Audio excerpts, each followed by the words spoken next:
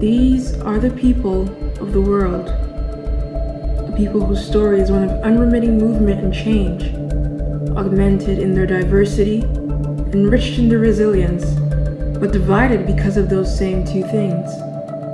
Racist ideologies are embedded and are and have been an integral part of the worldview for a very, very long time. Racism is deeply ingrained in human history, and it permeates nearly every aspect of many lives in mostly negative ways. Where you live, where you go to school, your job, who you interact with, how people interact with you, and treatment in the healthcare and justice systems are all affected by race. Many still bear the scars of the past, and although policies related to race seem to be improving over time, many minds are still havens for some of the most virulent stereotypes. Before we dare ourselves to find a cure, we need to tackle a few questions. How far have we really come? At what point do we stand? Are we numb to the pains of others? If we acknowledge that it's unfortunate, what are we doing about it? Do we understand the definition of racism? Are we unconsciously judging others? Are we hiding and pretending that it's not part of us? We need to dig through this modern social dilemma and the greatest legacy of slavery.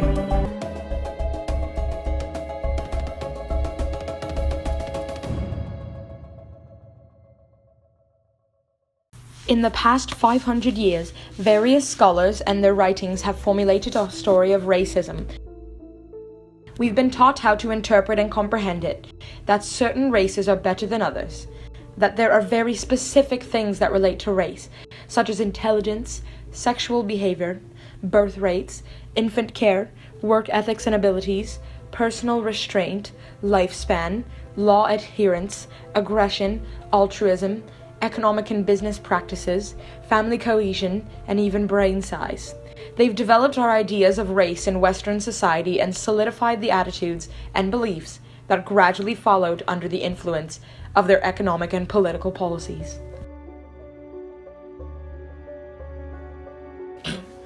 We have learned that other races are structured in a hierarchical order and that some races are better than others. Even if you're not a racist, your life is affected by this ordered structure because we are born into a racist society. Race is very socially significant. It influences everything from your likelihood of getting a call back for a job interview to your chances of being punished under federal law for a serious crime.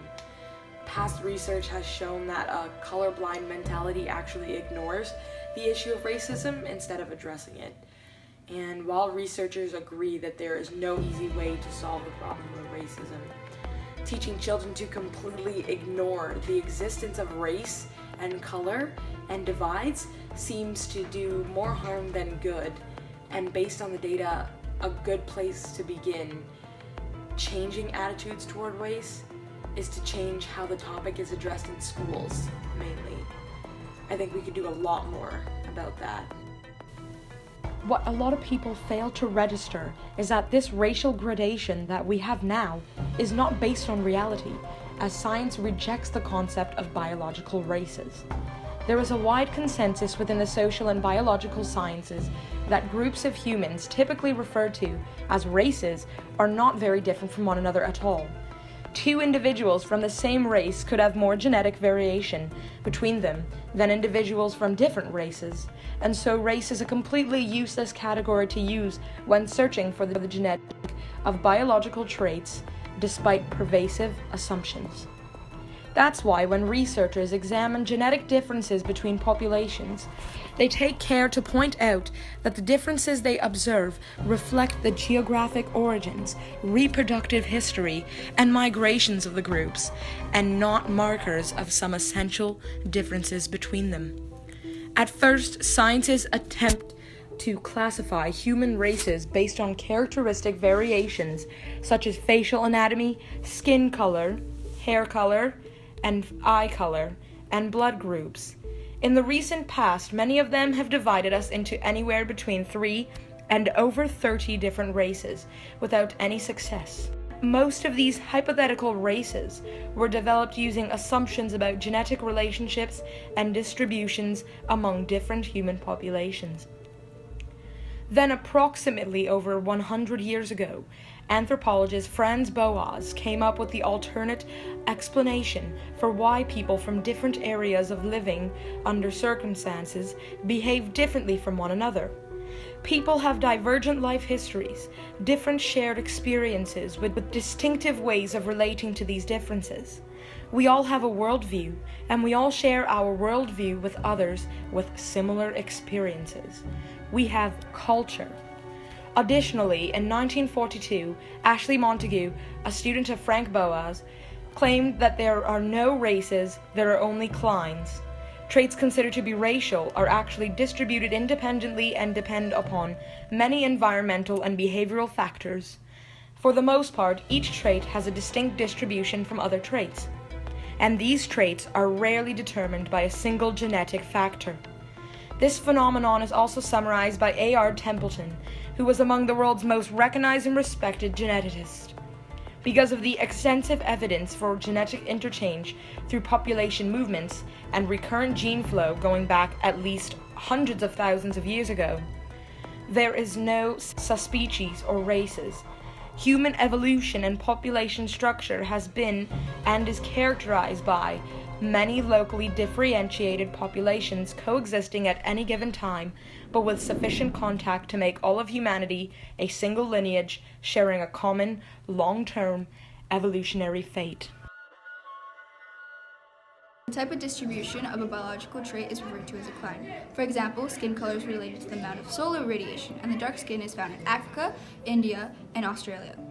Many other genetic traits in people of these are not so similar. Similar traits such as skin color are convergent. Different genes can cause different morphological and behavioral characteristics. Genetic pathways to dark skin are different in Tamil Nadu and Nigeria.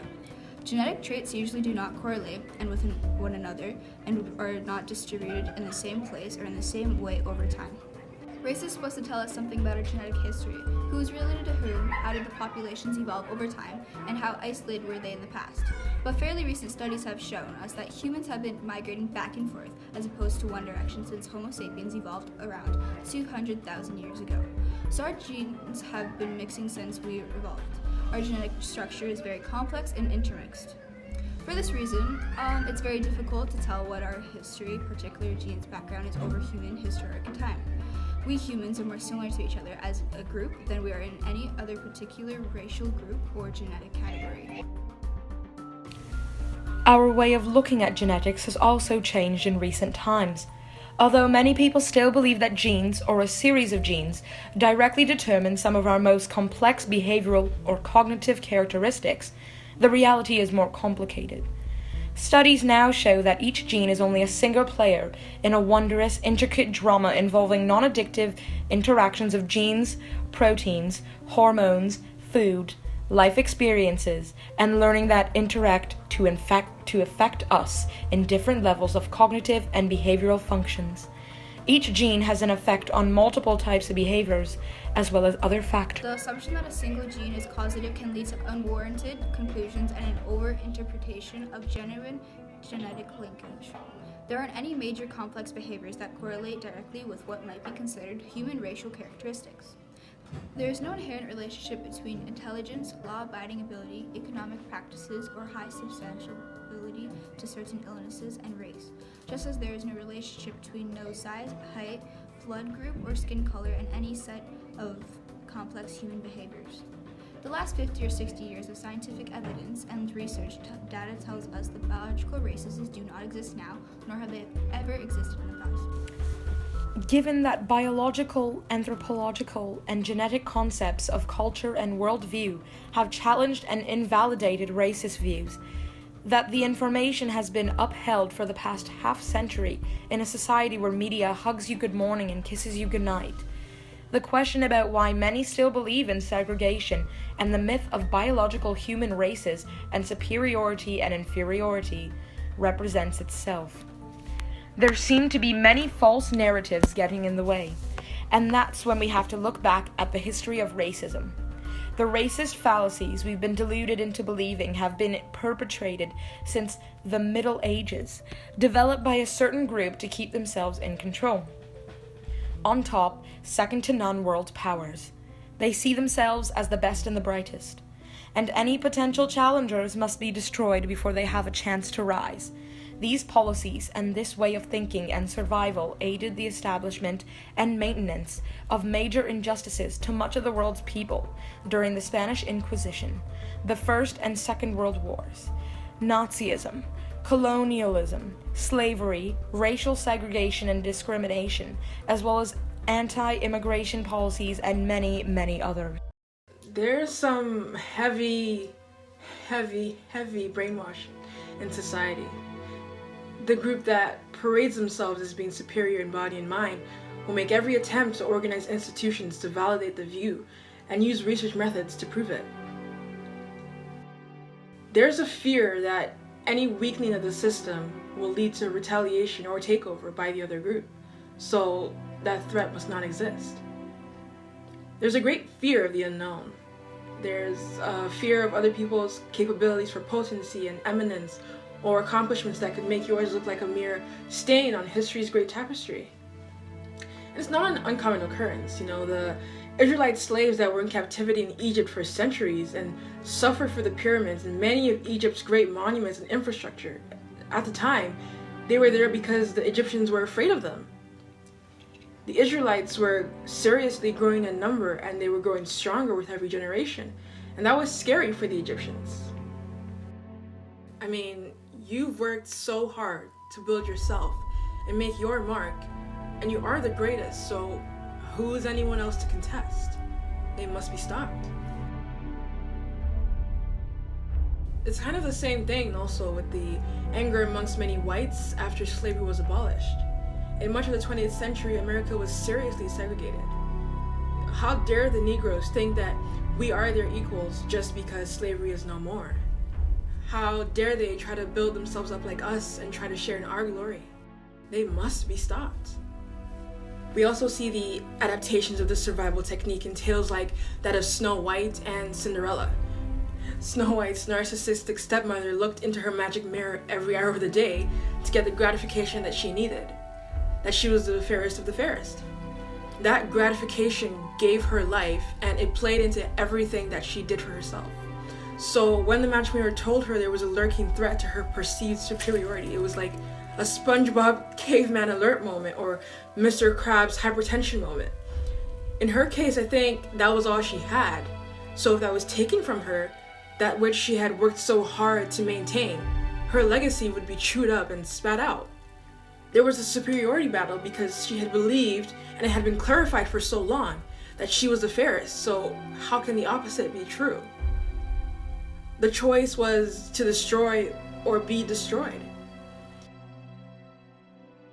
And in the case of Cinderella, the handsome prince wanted her instead of her quote-unquote ugly stepsisters. And if there's something you want, you do everything in your power to get it, right? That's why we have stereotypes. That's why we limit people by putting them in boxes and attributing peculiar traits and activities to them. That's why a lot of people's histories are hidden. For example, it can be asked why the barbarity perpetuated against Africans in the Atlantic chattel slave trade was tolerated. How something so horrendous was allowed to take place in full view of morality and humanity. To tell the truth, it was the most lucrative industry the world has ever seen.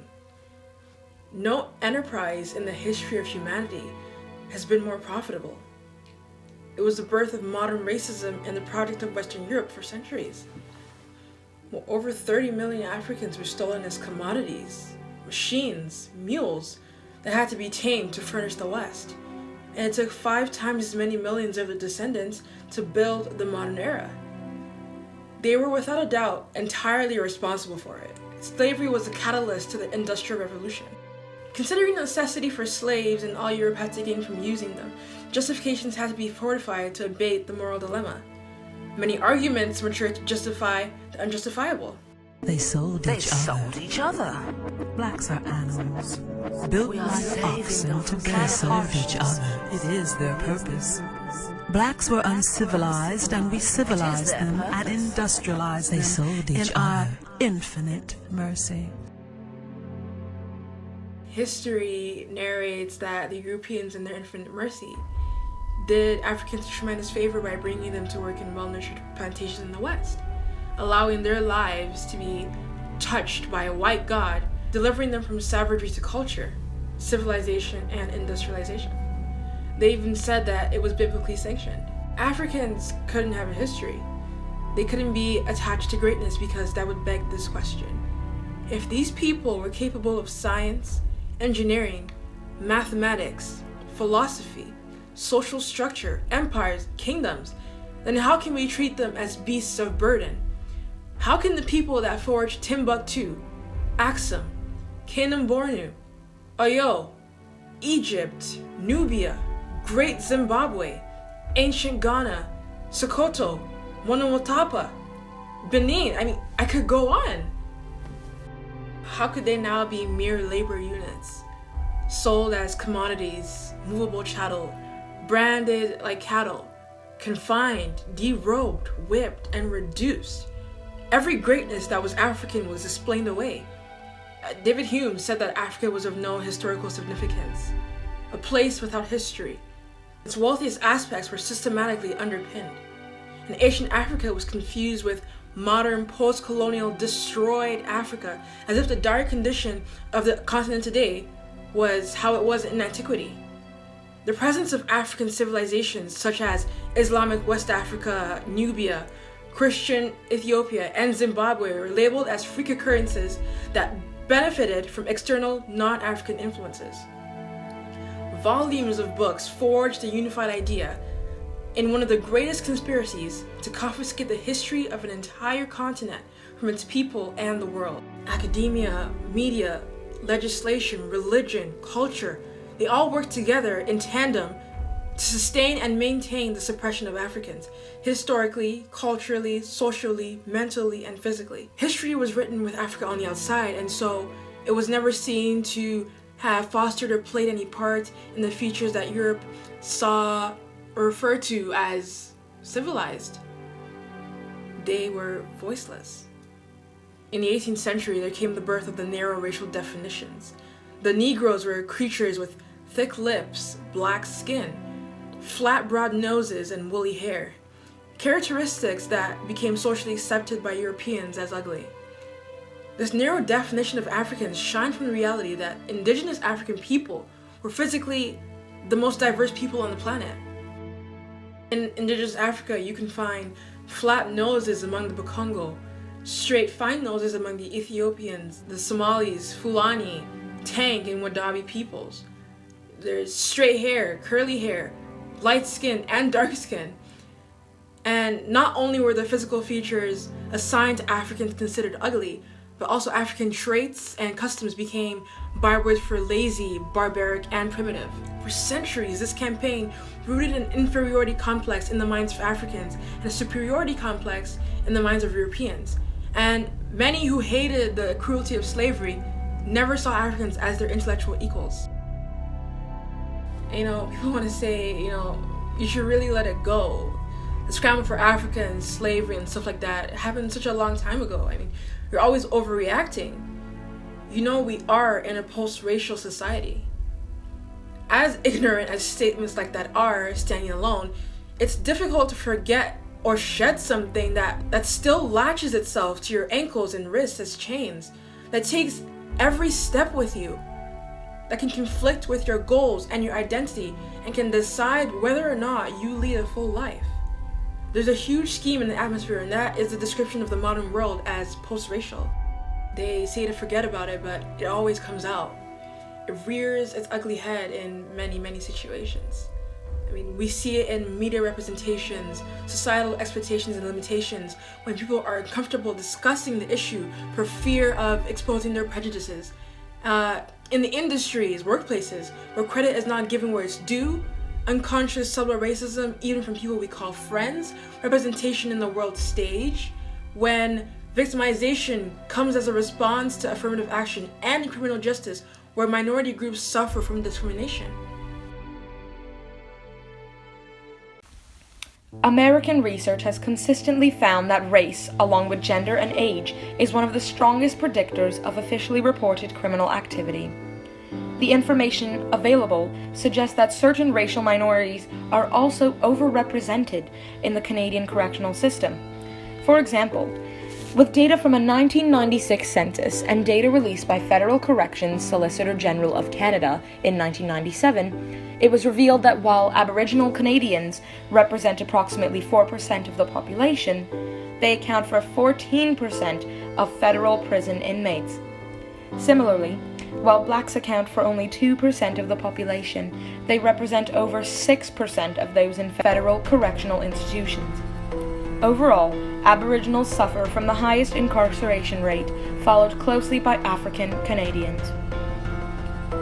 Recent research indicates that whites have now come to view anti-white bias as a bigger problem than anti-black bias. Based on recent Supreme Court opinions, most of the justices apparently agree that whites today are true victims, as the court has continued to steadfastly stand up for the rights of white plaintiffs against discrimination in the form of affirmative action.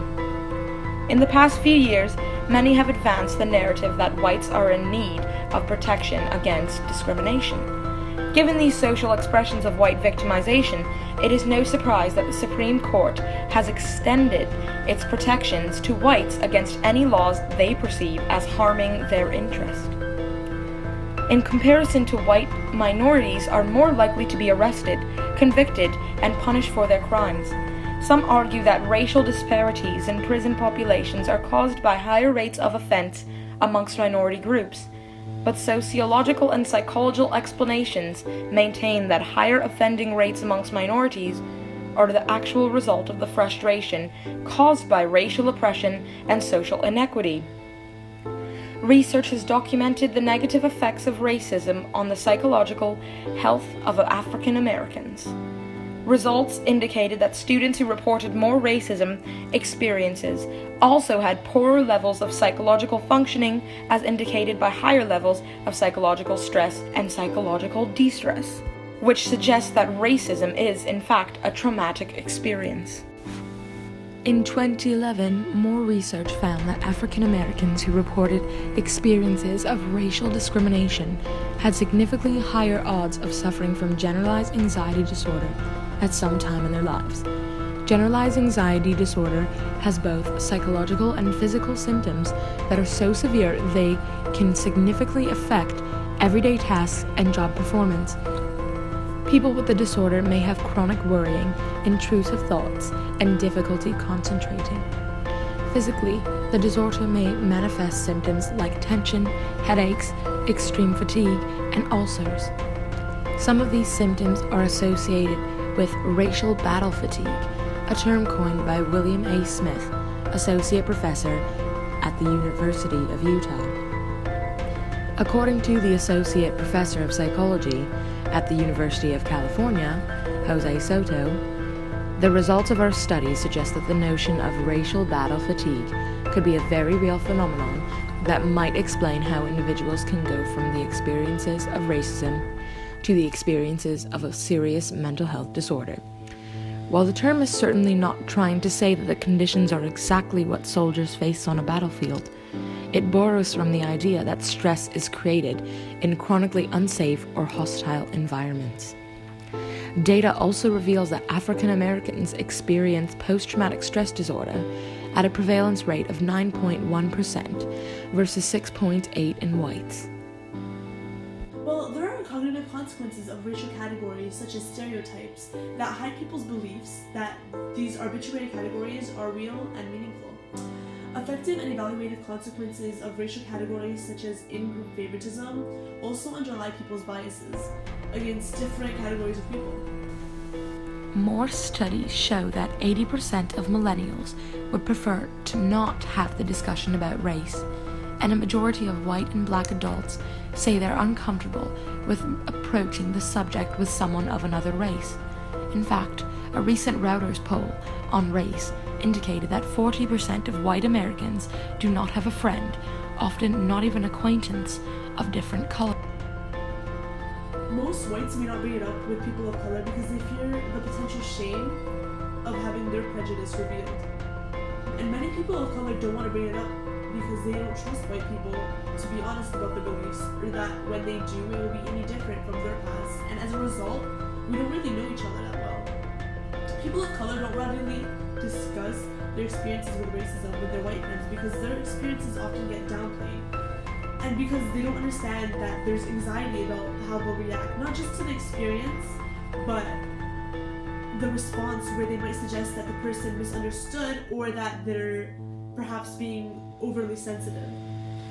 And it's not just that, it's also the isolated event itself where the people have to go through this anticipation of what others will think of them. So that's why most people don't like sharing these events. And having the post-racial society narrative and the shame that keeps people from processing their encounters, overt or small, makes things more difficult to discuss to a degree.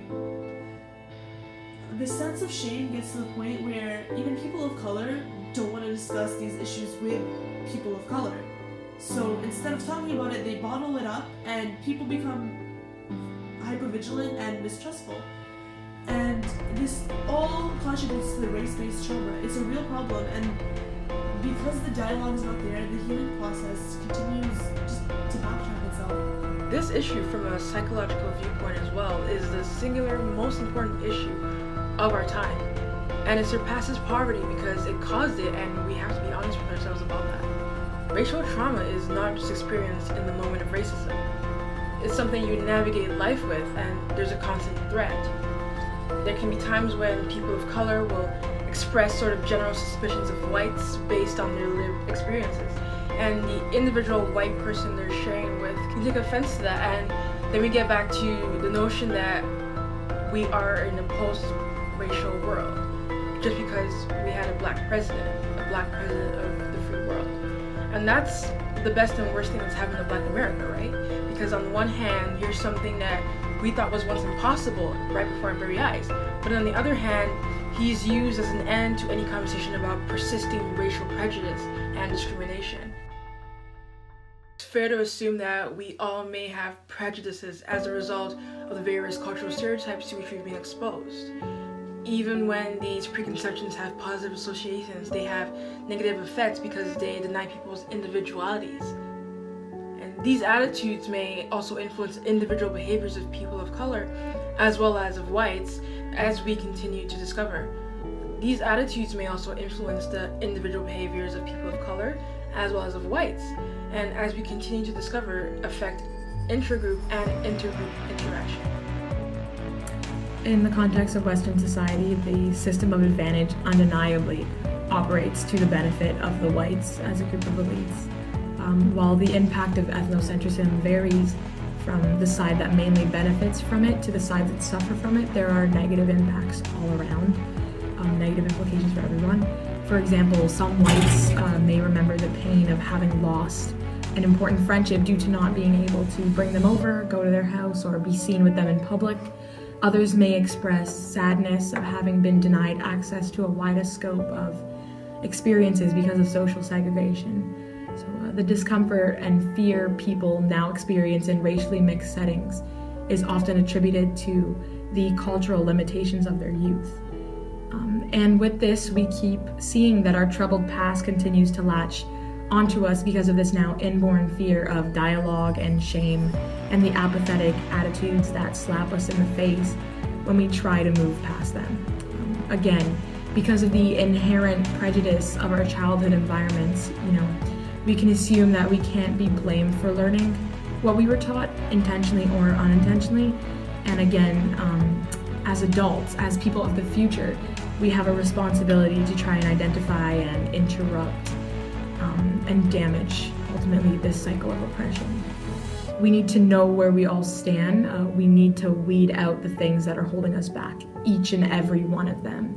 When we recognize that we have been misinformed, we have a responsibility to seek out more accurate information and adjust to our mindsets and behaviors accordingly to the situations at hand.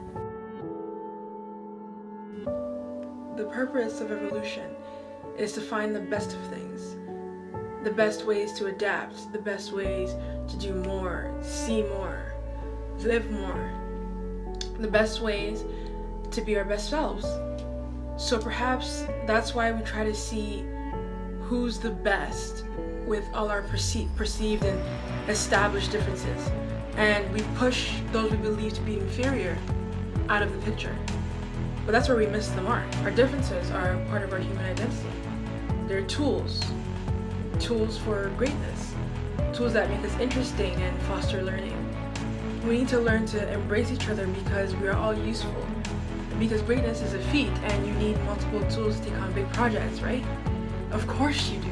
So we've been provided with the tools to do the task, but we are still refusing to use the tools. We humans, we're all connected and we're one. So the one body can sever its leg and try to move forward. It won't work. And it's gonna cause a lot of pain and who knows what other setbacks. So you can also think of it like this. When mounting a staircase, it's best not to rush, to hold onto the handrail and to take each step one at a time and one after the other as they come in order. You do that to decrease the risk of injury by falling. In the same way, we cannot rush to advance or skip the steps toward greatness, lest we risk more great falls as events inspire history. Our collective maturation as part of our human nature and our key to fulfillment necessitates the effacement of our distortions of ethno-racial distinctions. We simply must first evolve individually before we can evolve all together as one people. So there has to be dialogue. We have to start talking about it. We have to stop making the same mistakes. Denying the social hierarchy is like being in a straitjacket and pretending you're not trapped. Just going about your day acting like it's fine. You know, that's psychotic. We need to break this age-long cycle of broken telephone and let the truth come out as the truth.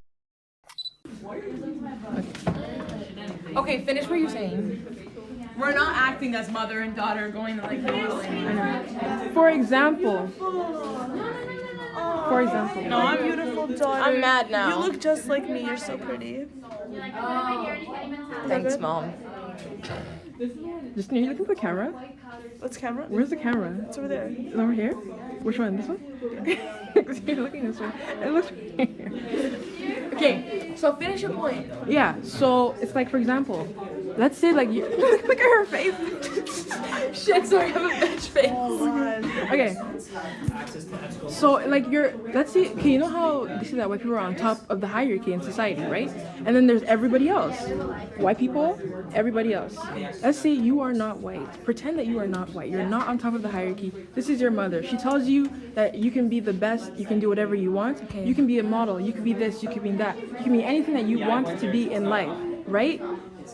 Okay. And then someone else from the outside. Someone else from the outside, okay. Yeah, someone that feels that they're better than you. Someone's on top of the hierarchy, right? For example, a white person. They could say, oh, you can't do this because you're this. You can't do this because you're that. You're not good enough. You're not, you know? Also, it's like when you told me right now, I can't be a model. Yeah. That's like what it feels. Yeah. Like you can't be whatever you want to be because you're not good enough. You're not up to the standards. I don't think that way. You may not, but that's kind of how it is today. Oh. So how does that make you feel? Cry. So this is That's so sad. Because it's like someone just saying, because like Justine complimented me, and then Somebody else probably like, what the fuck? someone's like, you don't deserve that compliment. I'm white because I'm white. Well, You don't look white. no, People I'm say white. she's green. People say, like, yo, you look Italian, and it's me. I'm like, Olive skin color. It's not Lebanese, green, it's bitch. olive. Okay, wait. I'm But green. for the poster, we can do it. Guys, I'm green. Okay. For the poster, we can do 4 sections of our face instead of doing the half it.